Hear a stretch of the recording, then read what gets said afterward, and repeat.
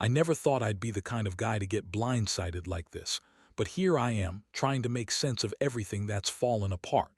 My name's Mike, and I've been married to Lisa for about 10 years. We've been through a lot together, good times, bad times, you name it.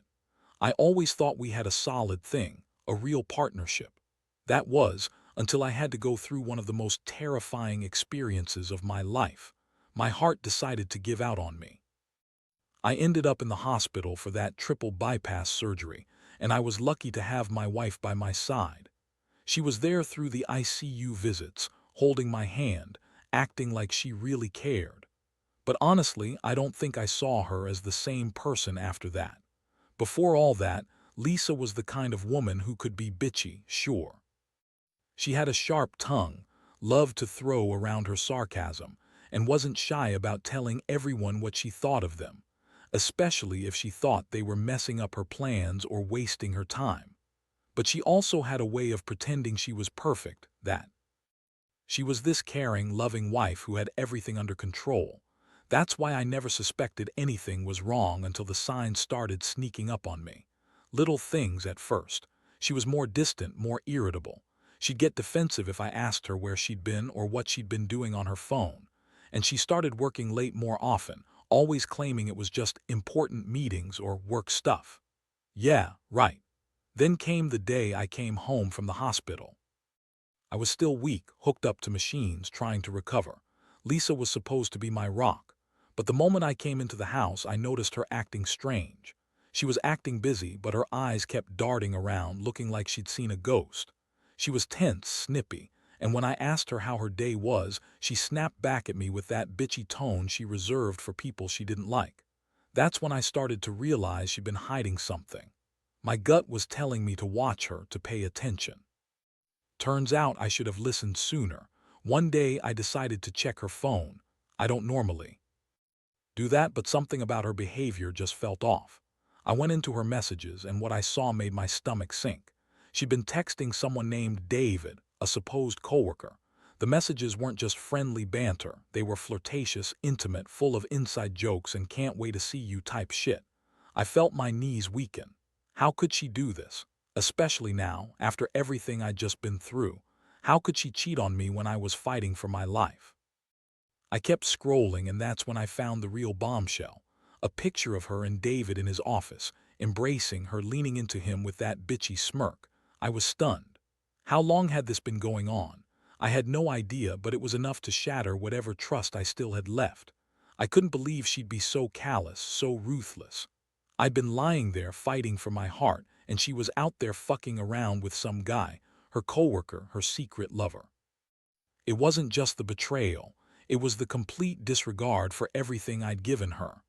I felt like I'd been punched in the gut, then kicked while I was down. I wanted to scream, I wanted to cry, but I just sat there staring at that stupid picture. My mind was racing. How could she lie so easily? She always hated being caught, but I knew I'd have to confront her. The question was how? How do you confront a wife who's been this damn sneaky, this manipulative? I knew I couldn't keep quiet anymore. I had to face her, ask her what the hell was going on, and get some kind of explanation. Or maybe, just maybe, figure out what I was going to do about it all. That night, I couldn't sleep. My mind kept circling around that picture, her texts, everything I'd discovered. I kept asking myself how I missed all the signs. She was so good at hiding her tracks, so good at pretending everything was fine. But the worst part was that I knew her well enough to realize she'd lie her way out of it if I confronted her. Sure enough, the next morning, she was already acting like nothing had changed. I remember walking into the kitchen and catching her with that fake, innocent look she always wore when she was trying to spin some bullshit. I didn't say a word at first. Instead, I just stared at her, letting her squirm. That's when she finally realized I knew. Her eyes widened for just a second, then she rolled her eyes and huffed out that bitchy laugh of hers. "Oh, come on, Mike," she sneered, crossing her arms. "You can't seriously accuse me of cheating just because I got a little friendly with a guy at work. You know I don't have time for bullshit like that. You've been such a pain in the ass lately, always jealous and paranoid. Honestly, I don't even care anymore." I couldn't believe what I was hearing. That was her excuse. that she was just friendly with David. I mean, come on, I'd seen the messages. The way she'd leaned into him in that office.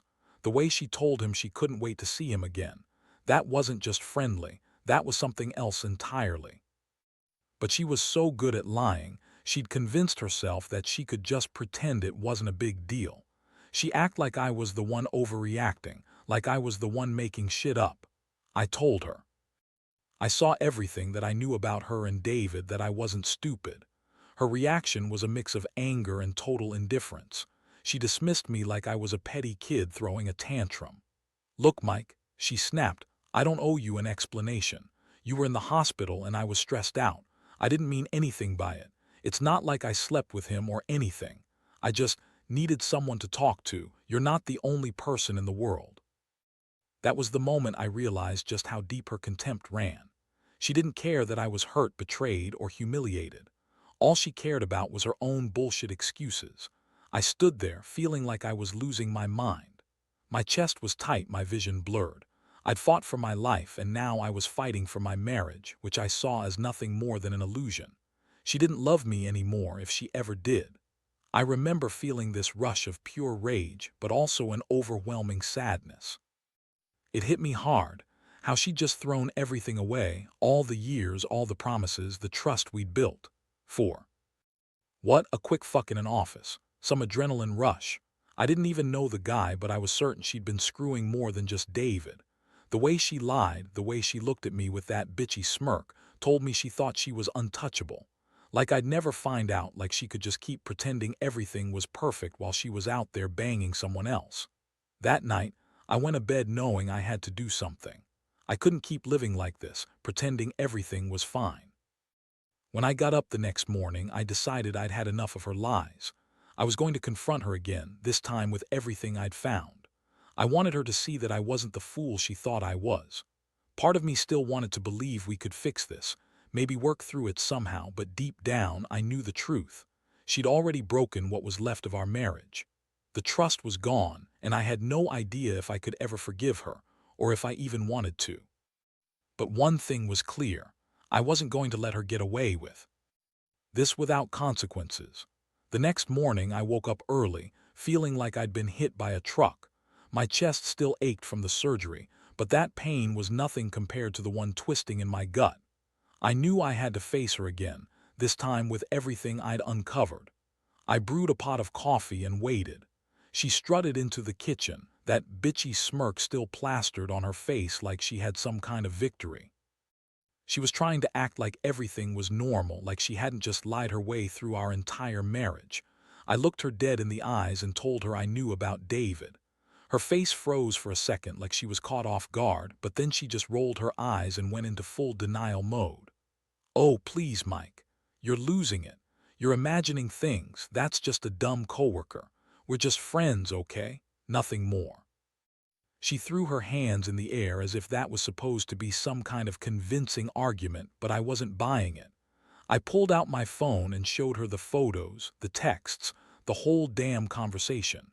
Her face turned bright red. She knew she'd been caught, and instead of breaking down or showing remorse, she just scoffed and waved her hand dismissively. "So what if I talk to him? It's not like I cheated on you. You were in the hospital. You think I'm just going to sit around and wait for you to get better? No, I had needs, Mike. I needed companionship. And David was there. Big deal. Get over it." That's when I felt something snap inside me. I looked at her, this woman who'd been my wife, my partner, and now I saw her as this manipulative, selfish bitch. All those years, all the promises, she turned into someone I didn't even recognize. I told her that it was over, that I was done trusting her, done pretending everything was okay. She started yelling at me, calling me insecure, jealous, paranoid. She told me I was making a big deal out of nothing, that I was just controlling and ruining everything because I couldn't handle her having a life outside of me. I couldn't believe her. She had no shame. Her lies kept coming, trying to justify her actions, trying to make me feel guilty for catching her, but I'd had enough. I told her if she wanted to keep lying to herself, that was her business, but I wasn't going to be part of this farce anymore. I told her I was done, that I wanted her out of the house, that I wasn't going to be humiliated any longer by some woman who thought she could cheat behind my back and then pretend it was nothing. The fight spiraled from there. She screamed, called me crazy, told me I was overreacting, that she'd never do anything to really hurt me. But I knew better now. I saw her true face. It was cold, calculating, and completely uncaring about what I felt. That day, I realized the woman I'd loved, the woman I'd married, was gone, replaced by someone who didn't give a damn. I was left staring at the wreckage of what used to be my life, thinking about how I'd let her get away with so much for so long, and how I'd been so blind to her real nature. That night, I sat alone in my room, staring at the ceiling, trying to process everything. My heart still hurt, but the pain was different now. It was the ache of betrayal, of knowing I'd been played. I kept asking myself how I missed all the signs, how I'd let this woman manipulate me for so long. I'd always been a good guy, the kind who believed in loyalty and honesty. But apparently she saw me as a fool, someone she could use and discard when it suited her. I felt anger boiling inside me, but also a deep sadness. I'd lost not just my wife, but a part of myself that I'd thought I knew. And honestly, I didn't know what the hell to do next. The days that followed were a blur. I was trying to keep it together, but every time I thought about her with David, the rage took over. I kept replaying that night in my head, the look in her eyes when I showed her the evidence, her dismissive tone, her smug attitude like she was untouchable. That's when I decided I needed to do something drastic. I didn't want her to walk all over me, to think she could cheat and get away with it.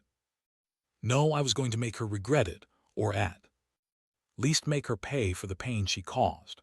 One afternoon, I remembered hearing through the hospital grapevine that David was pretty close to some big promotion at his work, and that his relationship with Lisa was getting pretty serious behind the scenes.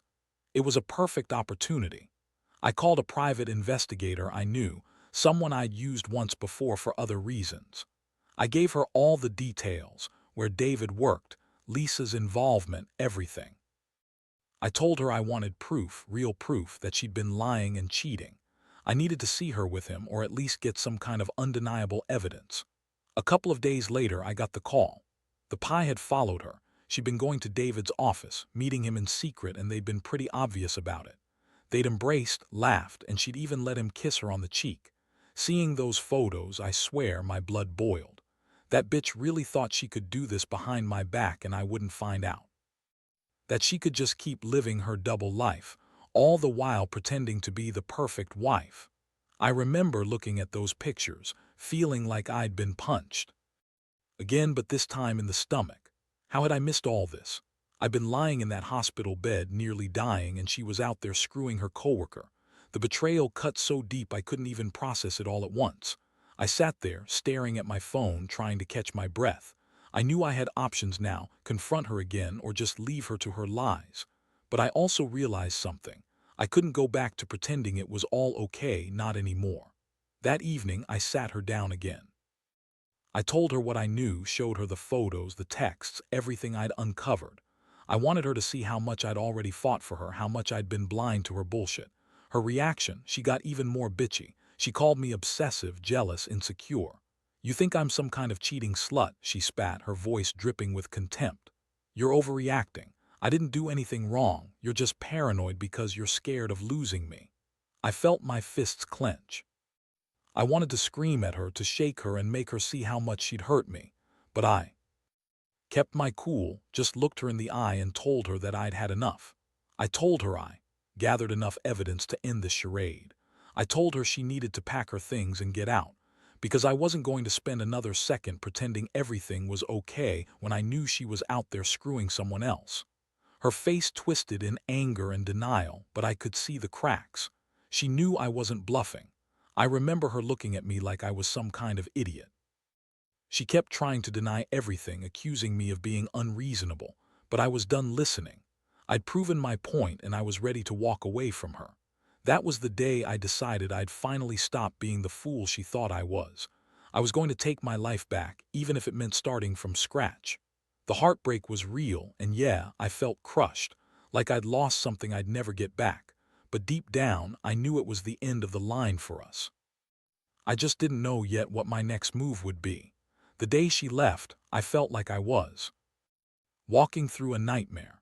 I watched her pack her bags, her bitchy smirk replaced by that cold, dismissive look she always wore when she thought she was better than everyone else. She kept yelling that I was overreacting, that I was just jealous and insecure, but I didn't care anymore. I'd already seen enough. Her lies, her betrayal, the way she thought she could get away with anything. Watching her walk out that door, I felt a strange mix of relief and hollow emptiness. Once she was gone, I was left alone with my thoughts, and honestly, it was a hell of a lot worse than I expected. I kept replaying everything, her cheating, her lies, the way she dismissed me like I was some insignificant bother. The anger simmered beneath the surface, but beneath that was just sadness. I'd given her everything, my love, my trust, my health, and she'd spit on it all.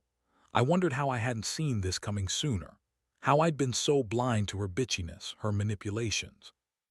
It felt like I'd been living in a fog, and now I was trying to breathe again, trying to piece myself back together. In the weeks that followed, I threw myself into work, trying to ignore the ache in my heart. I started therapy, talking through everything with a counselor who told me I needed to focus on myself, to rebuild what I'd lost. I took long walks, started going to the gym again, and slowly I began reconnecting with friends I'd ignored during the worst part of my illness. But no matter what I did, the betrayal lingered. It haunted me every night, turning my dreams into scenes of her with David, her lying to my face. I also did some major cleaning house, literally. I went through our house, threw out her clothes, her makeup, all the little reminders of her. I sold the jewelry I'd bought her, the furniture we'd picked together. I wanted to erase her from my life. It was painful, but I knew I had to do it if I was going to move on. I couldn't keep holding onto a woman who'd lied and cheated her way into someone else's arms, someone who didn't care about me at all. Some days I'd sit in silence in the house, feeling empty and broken, but also a strange sense of clarity. I realized I'd been wasting so much time trying to keep a marriage that was already dead. I'd been clinging to the hope that she'd change, that she'd see sense and come back, but I was fooling myself. The truth was, she didn't love me anymore, not the way I loved her. She'd shown me her true colors, and I had to accept that. The hardest part was understanding that I deserved better. I deserved someone who wouldn't lie, cheat, and treat me like I was disposable. Looking back now, I see how much I learned from this hellish experience. I learned that trust is fragile, and it only takes a moment of betrayal to shatter everything.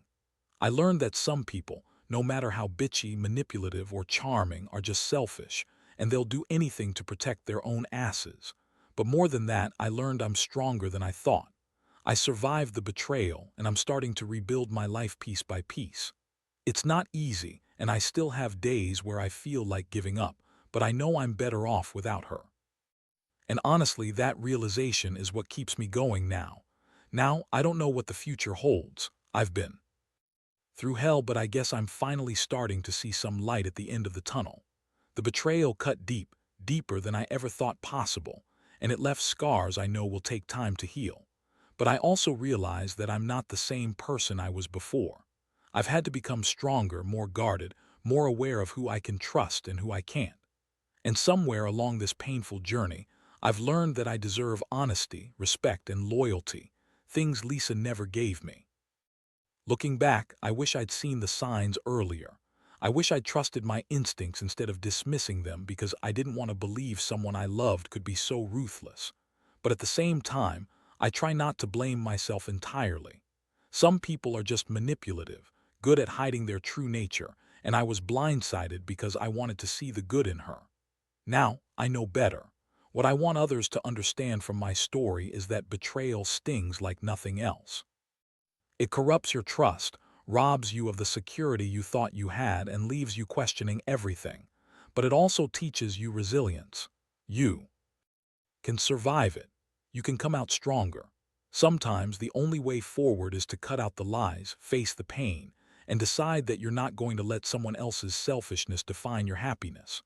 Right now, I'm focusing on rebuilding, on finding myself again, on rediscovering what makes me happy without her. The house feels emptier without her bitchy comments and manipulative lies, but it's also a fresh start. I've learned that sometimes You have to lose everything to find clarity and strength. And I've come to terms with the fact that she's gone, that she's not coming back, and that I'm better off without her. So, for anyone out there going through something similar, trust your gut. Don't ignore the signs. And if you get betrayed, don't be afraid to walk away. It hurts like hell, but believe me, in the end, it's better to be alone than to be with someone who doesn't truly care. I may have lost my wife, but I gained a clearer view of what I deserve, and that's worth everything.